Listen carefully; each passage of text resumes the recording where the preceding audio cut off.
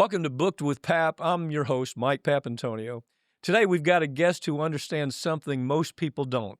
The truth doesn't stay buried just because powerful people want it to stay buried. And sometimes the only one willing to chase it is already dead.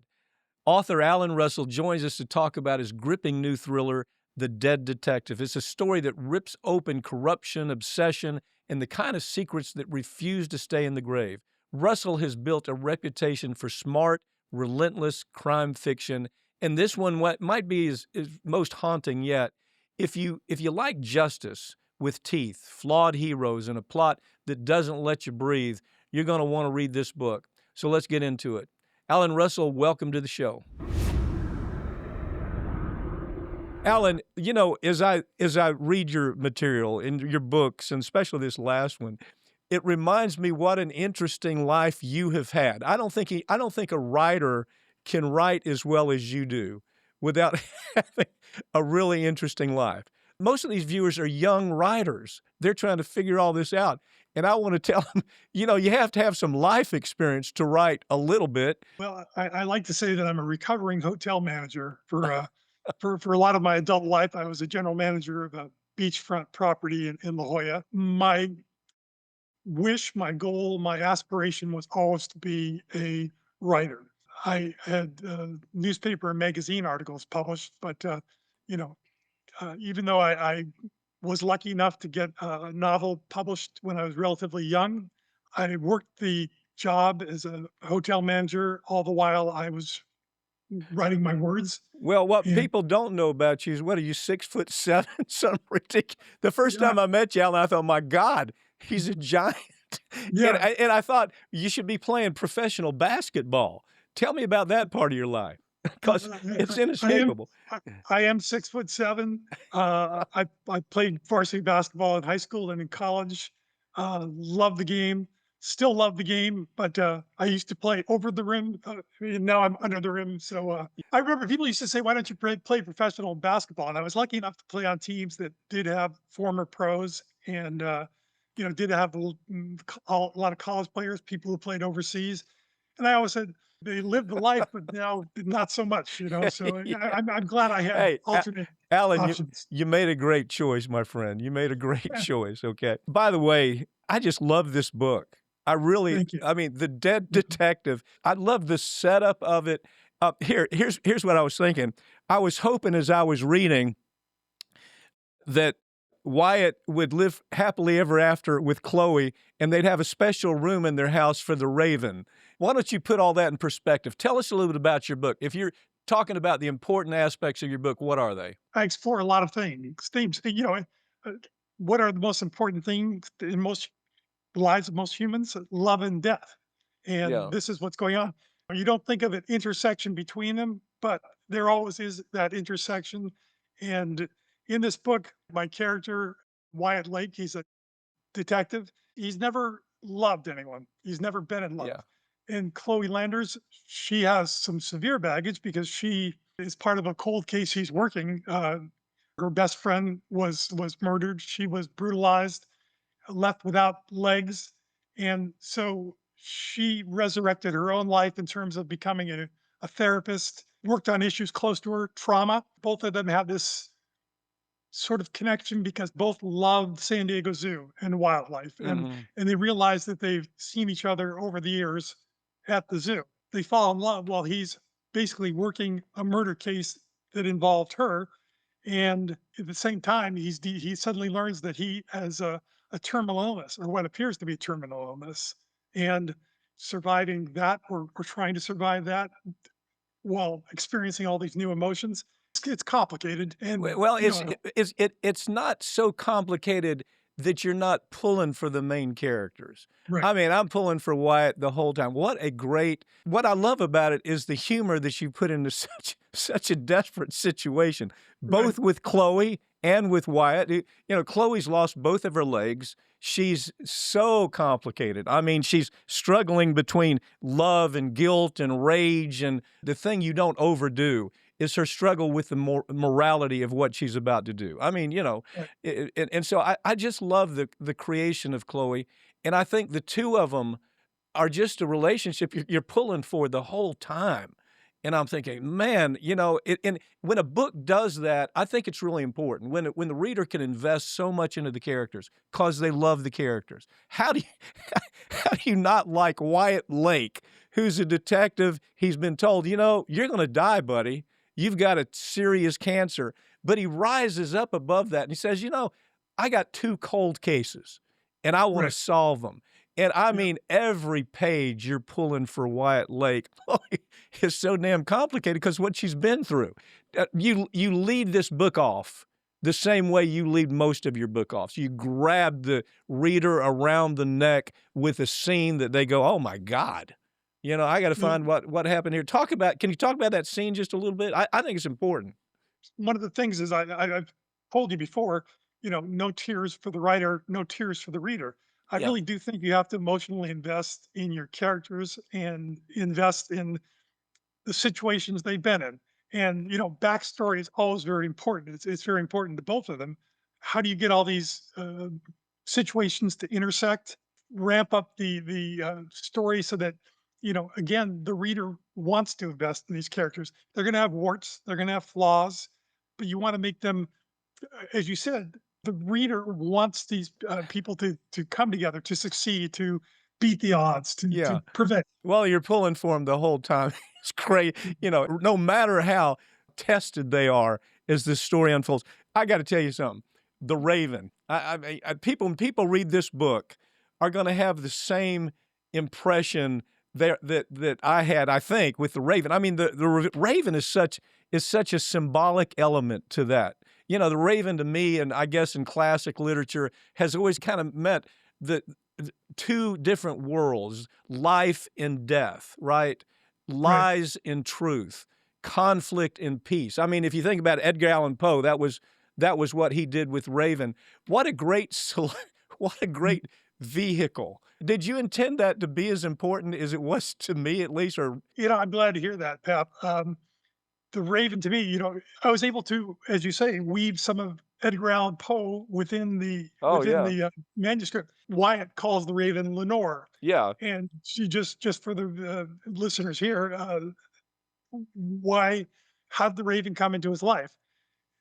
Looks like a BB was shot, and the Raven's wing was injured, and the Raven has to settle out in this cherry tree, and cherry trees in California aren't the same as cherry trees back east. These are big trees with big cherries, but huge pits. They're not edible. But this is the roosting place while this bird is hopefully convalescing, or is the bird dying too? It's one of those questions well, that I haven't answered. it's important and very, very creative glue in this story. I mean, Right. anybody who's read any kind of classics are going to understand the use of Raven in so many classic novels. I think it's always connects, as I say, the 2 variables, whether it's life and death, truth and lie, whatever it may be, and you put that in there at just the right time. You know, the Well, Raven. you know what? In so many cultures, ravens play prominently. Our Native American culture played prominently, and around the world. I enjoyed learning things about, the raven keepers in Great Britain who actually would keep them to this day. So yes, I, I did. I Alan, did want to use the raven to have a broader meaning, but I didn't want. I still he has a very personal well, Alan, you interaction. know, anybody reads any of your, I mean, any one of your, I think it's what, 21 books, 22 books? Yeah, It, to it, it, $20, including one called Inhuman Trafficking that I wrote with Mike yes, Papantonio, yeah, and yeah, and not to diverge to the topics, but Mike, have you noticed how I don't want to say we were ahead of the game, but when no one else wanted to talk about human trafficking, when no one else wanted to touch the subject, when publishers were saying, no, we can't publish a yeah. book like that, these days it's like suddenly people are taking the blindfold off their eyes and saying, this is something that really has to be looked at. Yeah, just so the viewing audience, they've seen me talk about you before, and they've seen the things I've written about you. You helped me launch my writing career, Alan. There's no question. You know, the good thing that came out of Inhuman Trafficking, and if you'll think about it, it was, Mike, you can't do this. It's too negative. People aren't going to read it. You know what's come out of it? Is energy all over the United States where Right. people would pick up the book. They would say, well, I'm going to start a chapter. I'm going to start an organization in my town that changes the way we deal with these women who've been trafficked. I mean, dozens and dozens. To this day, I get letters, I get emails saying this had such an important impact on me being able to do something about the human trafficking issue. And I remember you talking to me about that. It was just keep your eye on the ball. Alan, I just can't tell you, I wish every emerging writer or young writer would have a chance to work with you. I really do mean that because it left such important things. To this day, I use what I call Alanisms all the time. If the horse is running, don't stop to feed it. Talk about that. Let's go into the craft of writing. Talk about that, for example. My first published book was in 1990. And, in the years since, I think I've learned a few things. Early in my writing days, I always told the story about how and people would say, well, how did you become a writer? And I said, well, my first published story was when I was 6 years old, I believe. And it was my elementary school's literary magazine, so-called. And I said it was a war story. And I said, I led my men into battle against the Nazis. We fought and fought, and we beat them, but I died. So I said in the years since I've learned you have to leave room for a sequel a little bit, but that's my story. Well, So again, but um, explain that because I think about it today. If I'm in a scene I'm writing that's moving really well, I will remember that Alanism. right. Why take a detour when the story is moving so powerfully and it's moving so direct to where you want? On my website, I think it's still there. I used to have something posted called Russell's Rules of Writing. And there are a lot of obvious things, and there are some, not so obvious, but you have to, I think, tell a story that again, as I said earlier, that you are invested in. You have to figure out the best way to tell that story, whether it's first person, third person, multiple points of view. When you have a scene that's going well and that things are happening, why do you want to put up roadblocks in front of the reader? You want to get them to race to the next page. You want them to keep turning that page and not want to stop.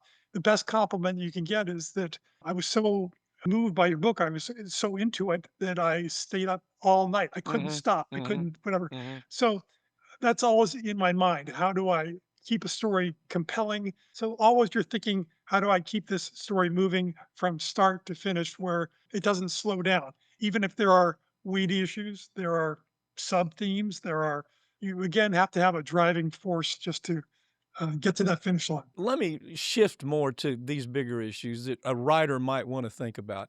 I remember I'm almost certain it came from you. most most of my early ideas came from you.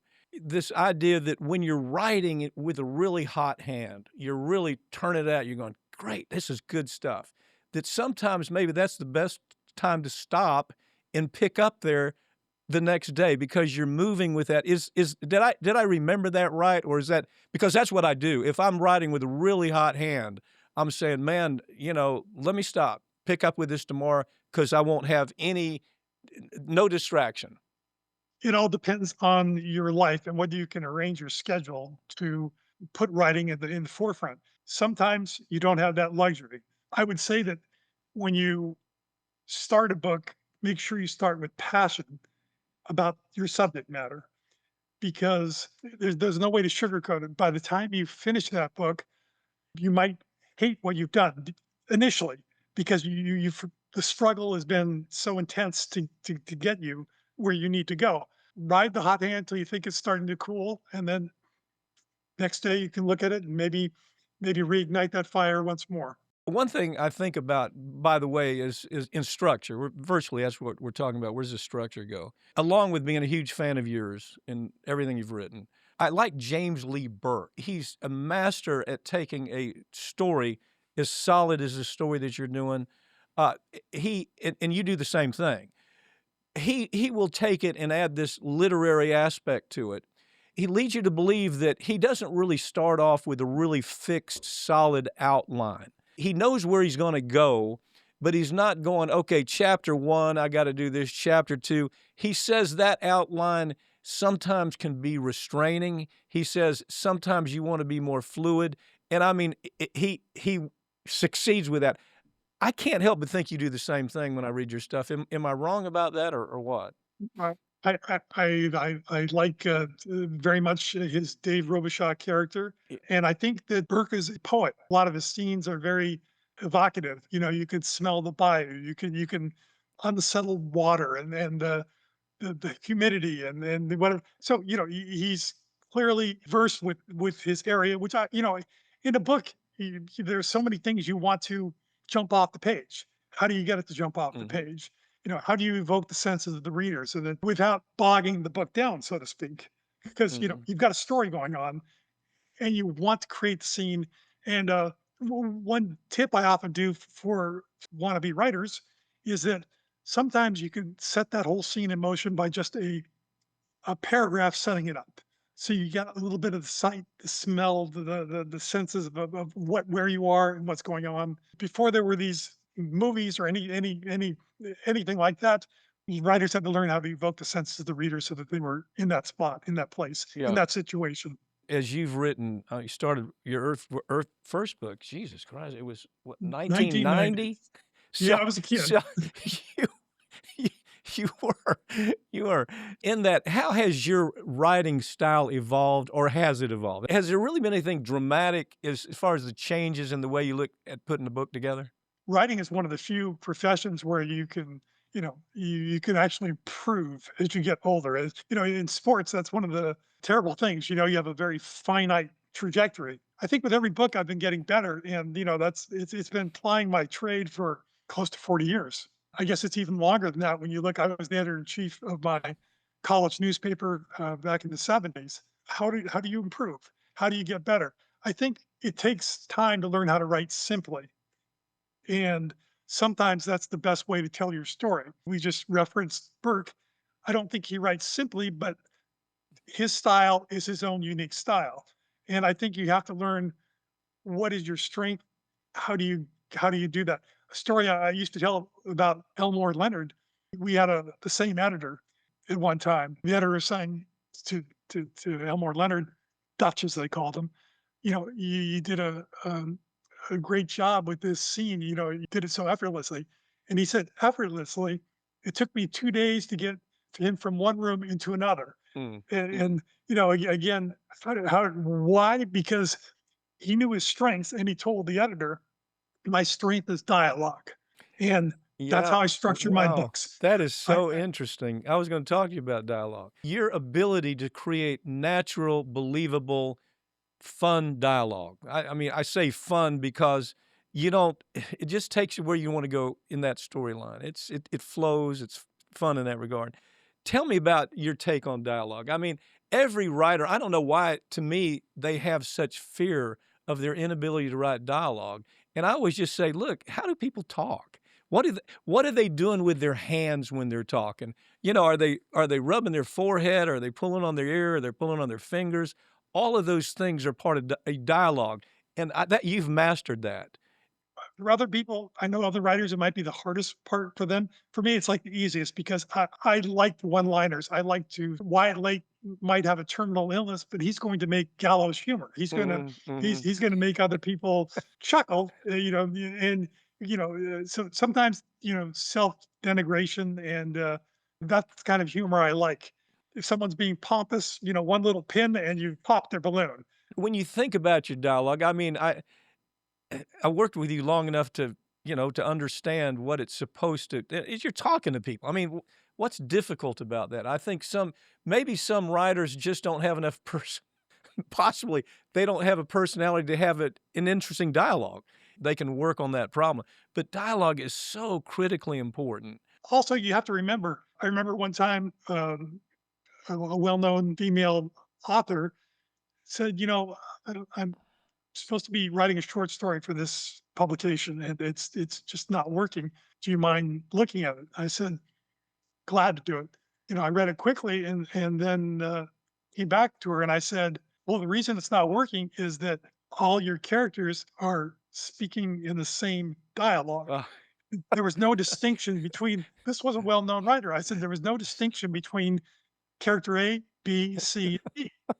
And I said everyone has a different voice. Yeah. Everyone has a different way of expressing things. And why have you not given the people their proper voices? So it was like a light bulb went off in her head, and suddenly she said, "Yeah, you're right." To me, I'm always mindful that every voice has to be distinct. Let me ask you, for example, the invention of Wyatt Lake. People have got to read this book. It's just so well done. The whole setup of it, the whole idea of it is, this detective is dying of what he believes is incurable cancer. He has a very short period of time to live, and he's doing all of these really important things. I don't know whether, you wonder, it wasn't redemption. I didn't come away thinking that he had any reason to do this for redemption. He's just a damn decent person. And he says, Right, if I've only got a year, 6 months, let me do something that means something. And he takes these right. cold cases. So when you were looking at Wyatt, were you thinking that, did you have a real sound idea of what he might look like, what his mannerisms might be, what his affectations might be? Are you that solid on your character before you start writing, or does that develop as you're writing? It's for me, I have a vision, but the vision is blurry, and it becomes more into focus as I get into the book. The funny thing about The Dead Detective is I started writing it, I was maybe a third or halfway into it. You probably don't know this, Mike, but I had some serious health issues myself. So No, I did know. I did know that. Yeah. okay, Yeah. and suddenly I'm there and I'm hospitalized, and I'm thinking, okay, I'm sort of like Wyatt now. I'm in a bad situation, but what am I going to do? And I started making my own ideas of what I wanted to do, in my life, Mhm. with however, much longer I have in it. I wasn't in the hospital that long on two different occasions, a night each. But when I was there, I was basically making all these mental notes. Okay, they're doing this now. Mm. This happened to Wyatt. I'm going to mention this. They're sticking me in the MRI machine. I'm Yeah. making my jokes just like Wyatt did. All these things that he had to undergo. I was undergoing to one degree or another. It's strange where you can find your inspiration and your perspiration. So Yeah. you, Yeah. you Yeah. putting There, both in work. there again, I mean, so much of writing, it really is dependent on life experience. I mean, you see somebody coming right out of a school, they had a creative writing department at University of Florida. I was a journalism major. I was a news editing major, did all that boring stuff. But I always got to thinking that most of these people haven't had enough life experience, or if they haven't had that life experience, what do they do to really enrich their story? They've either got to be damn insightful, have a lot of information stored here by their reading, but there's no life experience. And don't you think that's a critical part of writing? It is, and sometimes you can get these life experiences. I mean, one of the great things about being a writer is it gives you a reason to be nosy. Mhm. And to Mhm. me, I'm interested in lots of people's lives. I mean, when we were working together, I loved learning about the ins and outs of being a trial lawyer. What are you thinking about? What are your way back in college when I was the editor of the newspaper? I said, what would it be like to be at the zoo in the middle of the night when there are no people there and there are, just the animals. And that allowed me to go and get that experience. And I think I've always, my whole life, I might read something or I might see something and it makes me want to delve deeper. And whether or not, when you write this many books, can you have that many experiences, life experiences to draw upon?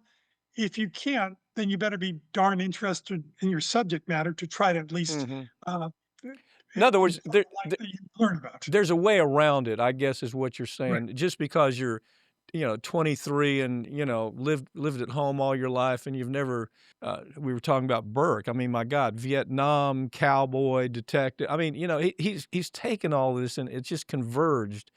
But Yeah. some writers, I think, are able to say, okay, no, I haven't done all that, but I'm sure going to work really, really hard to understand it. And I'm going to talk to people who have had this experience. One of the characters that I have created, the name is Michael Carey. He's a pararescueman that is such an important, he's an integral part of the lawyer team. I didn't know anything about pararescue, but I sure surrounded myself with understanding it. And I feel like it just made me able to really tell his story. He's just a total badass. I mean, he's working in an environment, in a legal environment, and Deke, the head of the law firm, is telling, you need to do A, B, or C. Well, in Deke's mind, he's thinking about the legal aspect of it, and you've got Michael Carey thinking about, I'm just gonna get it done. It wasn't anything that just all of a sudden I understood. It took a little bit of work. As I think about young writers that call, and I know a lot of them because of the lawyer community. There's a lot of emerging, really good, solid lawyers. The thing they have the hardest time dealing with, and I don't understand it because they're in a profession that rejection and criticism is a way of life, but they have problems dealing with rejection. And I tell them about critics. I say, look, most critics it's just total BS. Most of them haven't written a book. It's kind of a new development. In the early days of the critic had some chops. You know what I mean? They had a reason to be able to say, this is what I think about this. They don't anymore. I mean, they have critic schools where literally it's a course in journalism. You want to be a critic? Well, hell, have you written anything? No. Do you plan to write anything? No. So I tell them most of it is total bullshit, and ignore the critic, and you have to be strong enough to get past rejection. That if you can't do that, maybe you ought to do something else, government work. I don't know. But what is your take on those topics, Alan? I think, you have to be your own best critic, and you have to learn to get confidence in what you've written. But writing is not for the faint of heart. Writing is fighting. It really is. And you have to say, okay, this is a marathon. No one's going to be applauding me during this race. I'm going to get to the finish line. And when I get there, if nothing else, you're going to say, I did it my way. It's not to say that criticism doesn't have a part in writing. You're right in thinking you can't base all your reason for existence on what someone else says. You have to be confident that your words are meritorious. One of my rules of writing is don't trust the opinion of friends and family. Friends and family are just going to say wonderful, great, I whatever. remember. You've got to have your own, like Hemingway said, your BS detector. Have that BS detector and apply it everywhere you can. You used to tell me that almost weekly, Alan, when Yeah. when we started working together. Yeah, no, there are too many people who don't want to hurt your feelings. Yeah. And you want the honest person who says, no, this isn't working for me, and this is why it's not working for me. Yeah. So, Alan Russell, I wish that every emerging writer had the chance to work with you. They would learn so much, and it would stick with them. I can say it's helped me tremendously. I mean, it really has. It's been such an important part of what I do now. And well, thank you, Pat. And thank you for not putting me on the hot seat. I was expecting you were going to cross-examine me, and I was going to be that's sweating bullets that's here. what I do for a living. Writing right now is not my living. So, Alan, thank you for joining me, okay? My pleasure, Pat. Thank you. Take care. You know what I appreciate about writers like that is that they're not just telling a story. They're pulling back the curtain. The Dead Detective isn't just a thriller. It's a reminder that truth has a way of resurfacing no matter how deep it's buried or how powerful the people are who are trying to keep it there. If you enjoy smart, character-driven crime fiction and actually has something to do, something to say, pick up a copy, The Dead Detective. It's available now wherever books are sold. And as always, if you like what we're doing here on Booked with Pap, make sure you subscribe, leave a review, and share the show with someone who loves a great book and a tough conversation. I'm Mike Papantonio. We'll see you next time.